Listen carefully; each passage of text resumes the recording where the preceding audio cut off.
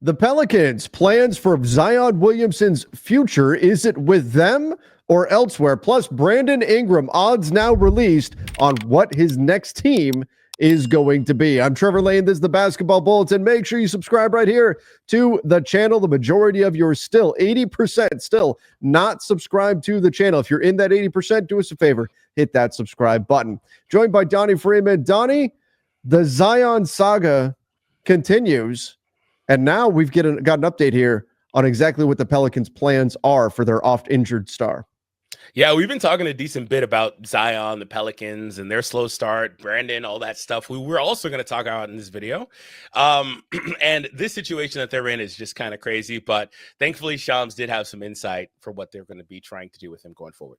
Yeah, so here's the latest on Zion Williamson. We've got, according to Shams Charania, which he said on the Pat McAfee show, he said the Pelicans have no intention of waiving Zion Williamson. Their number one objective is to get him back on the court and build the right support around him. So they don't want to waive him. He's got a really interesting contract. They've got some outs in this contract that are tied to games played. He's got also weight qualifiers that he's got to hit in order to get certain amount. I mean, this is a crazy contract, but you can see $0 guaranteed starting next season, the season after that, the season after that.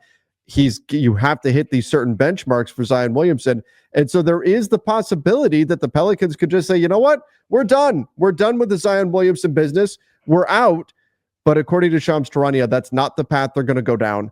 Instead, they're going to continue to try to build around him. Is that I guess let's start here. Is not waiving him the right decision? Yeah, so I just got to say also, I think that's the craziest contract ever. It really is. They got a mod. He's got to do check-ins for his weight, all that stuff. That's crazy, especially for a star player. So I guess it just depends how literally you want to take that terminology. Like, is it explicit like they're not going to waive him? Because I don't think they should waive him. No matter what, I don't think they should waive him. I think they should try, if they're going to move him, to trade him and try to get something for him. So no, I don't think it's crazy that they're not going to waive him, and I don't think that they should. Yeah, I'm in full agreement there. I don't think they should waive him because you should not waive a player if you can get something in return for the player. Now, Zion Williamson is not worth nearly what he was when he was the number one overall pick years ago. There's no question his value has dropped significantly since then. However, there are teams out there that would give up something for Zion Williamson. As long as that's the case, then waiving him makes no sense. They should keep him. I do believe, though, they should explore the trade market with him.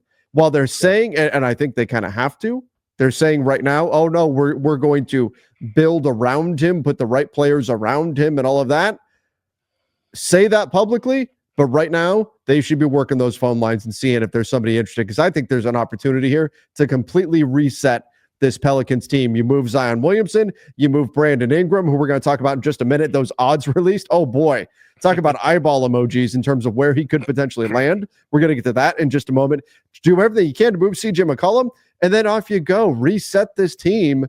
It takes a lot of guts, though, to do it, to make that drastic of a move. Do you think the Pelicans are there? No, I think they're there with getting rid of BI, maybe even CJ soon. But with Zion, I just think that he is such an enigma because he is such a talent. Like, you don't get off of a talent like that willingly. Like, you don't move somebody like that. And when he's out there, the problem is that he's never out there. And so if you're going to try to build around him, it doesn't matter what you put around him, right? It doesn't matter who it is. It could be Giannis. It could be whatever. If Zion is not out there, then your team will never hit its true ceiling. And that's the most important thing about this. So, but that, assuming that he continues on this trajectory, that issue is present for whatever team he gets put on if they do move him. But I'm just still on the fence about it because I do understand that they have the opportunity, and they built it into his contract to where they say, you know, if things get crazy, we can always kind of walk away. They built themselves in outs for this contract, and I understand that, but I still it's really hard for me to think that they're there or that they should get there. At least maybe if we look at 26, 27, and he's still in this situation, then at that point. But I don't know if they should be there in the immediate future with him because he is so tantalizing, right? So I don't know. Mm-hmm. Yeah, it's tough because he is so talented, just so rarely available. And by the way, the Pelicans did release news today that Brandon Ingram's going to get Zion Williamson is going to get reevaluated in 2 weeks, dealing with his hamstring injury. They're saying he's making progress. Reevaluated in 2 weeks just means we'll get another update in 2 weeks. But the latest report from Shams is that he's nowhere close. So we'll get another update on him in 2 weeks. When he will actually be back on the basketball court, no one knows as of right now. All right, we need to get to Brandon Ingram and the odds for his next landing spot. Those have been revealed, and we'll get there right after this. PrizePicks is the #1 independently owned daily fantasy sports platform in North America, but most importantly, it is a ton of fun and super easy to play. All you have to do is make 2 to 6 selections, picking more or less on some of your favorite players around the NBA. If you know ball, you can turn it into cash, and not just basketball, football, soccer, baseball, all kinds of sports you can find on PrizePicks. It's a great way to test your skills. You can turn $10 into $1,000 with just a few taps, and they offer weekly promotions that can lead to big payouts like Taco Tuesday, my favorite. Each Tuesday, PrizePicks discounts select player projections up to 25% to provide even more value. Personally, I love finding players that are on heaters and selecting less for them, assuming that they will regress to the mean. And on the flip side, I find players that are on cold streaks and assume once again that regression will hit and they will return to those normal numbers. So I smash the more button on those ones. We always appreciate it when you support the companies that help support us. So you head over to prizepicks.com. You can use the link in the description down below and then use the code Bulletin and you'll get a guaranteed $50 when you play $5. That's right, a guaranteed $50 when you play $5 for using our code Bulletin and the link in the description down below. Head over to prizepicks.com. Daily fantasy sports made easy. All right, great sponsor for the show, for the channel, PrizePicks. Again, use that code Bulletin. We really do appreciate it when you guys support the companies that help support us. We will be making some picks on this channel and some future videos and things like that, but wanted to give you guys that introduction to our latest partnership. All right, let's talk a little Brandon Ingram and his situation here. So this was released. We've now got odds on Brandon Ingram's next landing spot. I thought this was really fascinating, especially Donnie. Our Lakers are at the top, have the highest odds of being Brandon Ingram's next team. I do think it is a certainty that the Pelicans are going to be exploring the trade market with Brandon, and they have been. They tried to trade him over the summer. But in terms of the landing spots, any surprises, and how do you feel about the Lakers being the most likely team according to these odds? And remember, this is based on how what people are actually going to bet on. That certainly matters with situations like this. But how do you feel about the Lakers being #1 on this list? I'm not I'm not opposed to it if you have the long-term view of trying to pair him with AD going forward.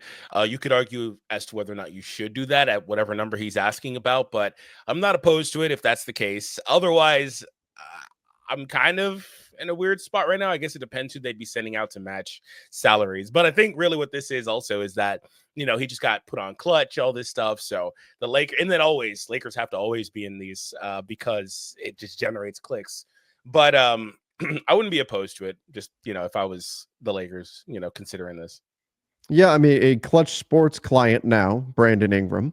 Mm-hmm. And I think that he's an interesting fit I don't think he fixes all the problems the Lakers have, but particularly if they decide we're going to pull back on LeBron's minutes a little bit. We're going to pull back on LeBron's not going to play. He's not going to play 82 games. We're going to rest him a little bit. Maybe it makes some sense there. The Miami Heat, not a surprise seeing them here. We know they're always going to be in the mix for the top tier players. That's always going to be the case.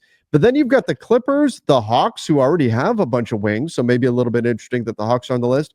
The Warriors, they're a team that we know was out there on the market over the summer, trying to get Paul George, trying to get Markkanen. So this is a club that has already tried to make a splash with a wing. I think, though, Donnie, for Brandon Ingram, the problem is, and we've talked about it a bunch, who wants to pay him his next contract? Because that's going to determine a lot of this. Who wants to be that team? Clearly, it's not the Pelicans, at least not at the amount that he wants. He wants near max money at least, if not max money. The Pelicans, the reports are that they'd be willing to give him 35, 36 million, right about what he's making right now, but he wants more than that. So The question becomes which of these teams can talk themselves into, as you said with the Lakers, Brandon Ingram being that guy going into the future. That, I think, is the biggest hurdle here, the biggest determining factor. Not so much where does he fit the best, it's which team is going to talk themselves into being the next team to pay Brandon Ingram. Yeah, I think I could see him, going to pretty much any of these places and fitting in well. Like Miami, I think could be a good spot for him. The Clippers, sure. I could see most of these spots being destinations for him. But like you said, the question remains as to whether or not he's going to get the money that he's asking for. I really think that with some of these guys, some of these guys are just going to want money that was previously available. We've talked about this a lot, in the previous CBA, and it's just not there. And so they're going to have to just compromise. And I don't know what the compromise looks like for BI. I actually think 36 is where he's at now is a number that he should consider. I think going forward, but I understand wanting more and trying to get as much as he can, of course. And I just don't think that if he's traded to any of these teams, he's going to get much more than that. I would actually genuinely be surprised, because then if you start crossing over 40 million and you start questioning whether or not he's somebody that can be your second highest paid player on a team that has championship aspirations. And I'm not sure that he's that talented, but I want to say I saw a comment on a previous video that said he's a top 10 talent. So if you feel that way, if you're one of these GMs, then go for it. I don't know if I feel that way personally. In fact, I do know, but I think he could, if you're like the Warriors, for example, and you're trying to make a push, regardless of how the future looks, you're trying to make a push right now. I think that he could fit in pretty well for you as well. It's similar to the Jimmy Butler discussion, largely. Donnie, it sounds like we've got a pretty big Brandon Ingram fan in our comment section, because I think the flat truth is that if there was any general manager in the NBA, any team in the NBA who perceived Brandon Ingram to be a top 10 talent, he is not a Pelican right now. That they have already made that move. Or the Pelicans give him the money, right?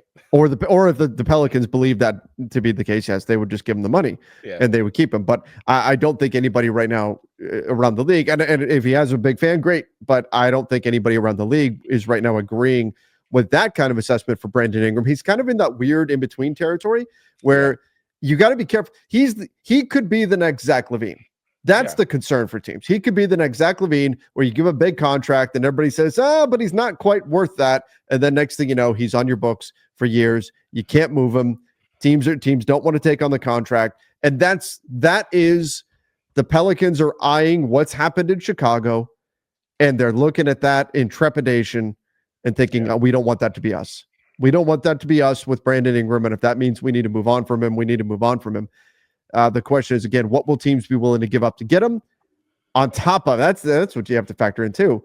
What team wants to give him his next contract and is willing to give up stuff for the privilege of giving him his next contract? It's a challenging situation. Very talented player. And you know what? I want to close with this though, Donnie. I'll tell you what I hate in situations like these. And it's the same with Zach LaVine.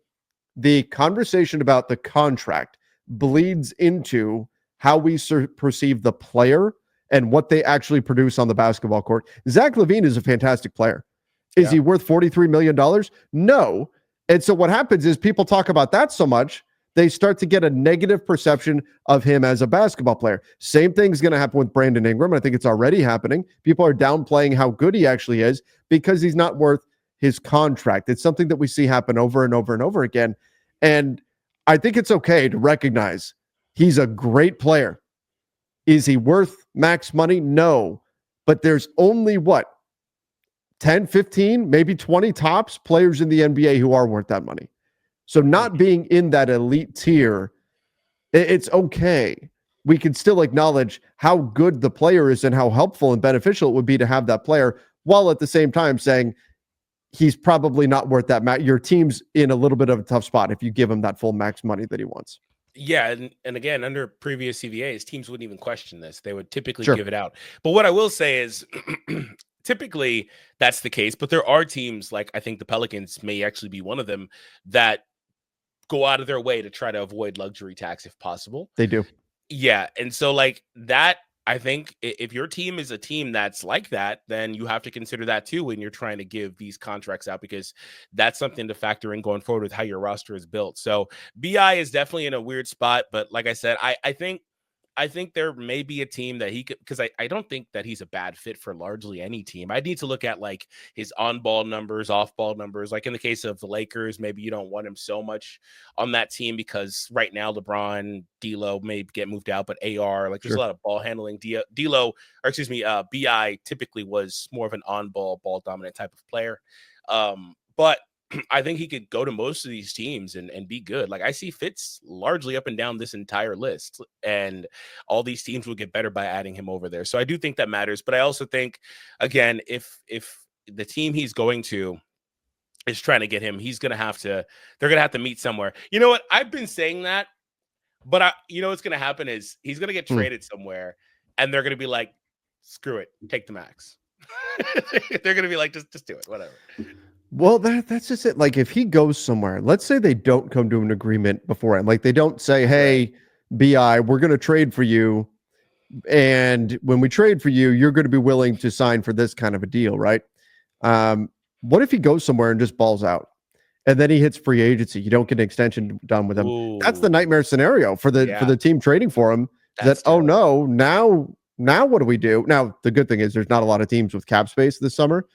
So you're somewhat insulated there. But this is why teams have to be able to have these conversations with players ahead of time. You need to know, if I'm going to give up a significant part of my club's future in order to go get Brandon Ingram, I need to know that he's not just a rental, that we aren't just going to have him from now until April or whenever their season comes to an end, May, June, whoever gets him. I need to know that I don't just have the guy for 6 months and then he's going to another team. And that's going to be a big factor in all of this too. Given the circumstance, do you think that the Pelicans, say they do trade him, do you think they're able to get back assets, or is it just salary matching? I mean, if they're just getting back salary matching, they might as well just keep him because he expires either way. You know what I mean? Like there would need to be at least a couple seconds probably. So but get something. Get a significant asset. Yeah, that's just if the Pelicans say we're not trading, or we're not going to give, let's say Brandon Ingram says, I want, I don't know, just throw a number. Let's say I want 42 million. And the Pelicans say, no, we're not giving you a dime more than 35. And then Team X comes along and says, we'll give you 42 million, no problem. Well, then if you're the Pelicans, you have to decide, do we want to pay that money that we don't want to pay? Or is it, I mean, look at what the Clippers did with Paul George. They made a tough decision to let him go, and actually they're probably better off for it. You look at what the Warriors did with Klay Thompson. They made a tough decision to let him go rather than pay the money that he wanted, and they're probably better off for it under this CBA.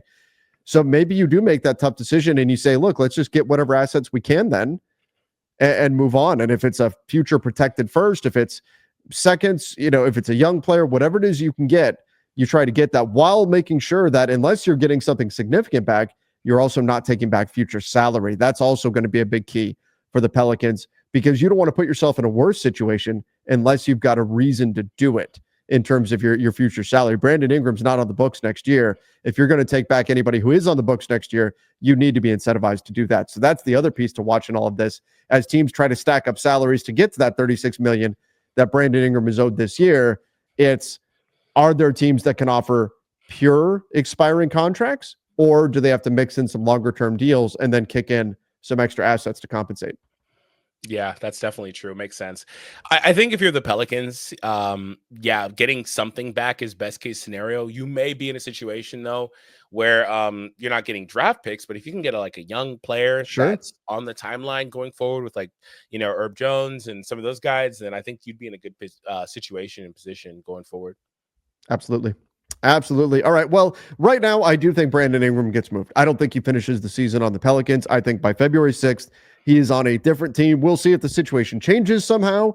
But right now, I think Brandon Ingram winds up getting moved. The Lakers are currently the favorite, but there's a lot of teams that are right there that could potentially land.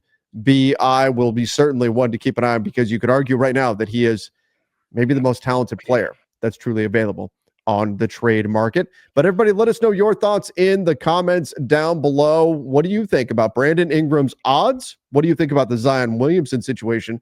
The Pelicans saying, yeah, we're going to try to support him and build around him. Do you buy it? Or are they going to test the trade market with Zion Williamson as well? And guys, make sure you go check out our latest video all about Jimmy Butler and the Miami Heat and how long that relationship is really going to last. Go check that one out right now.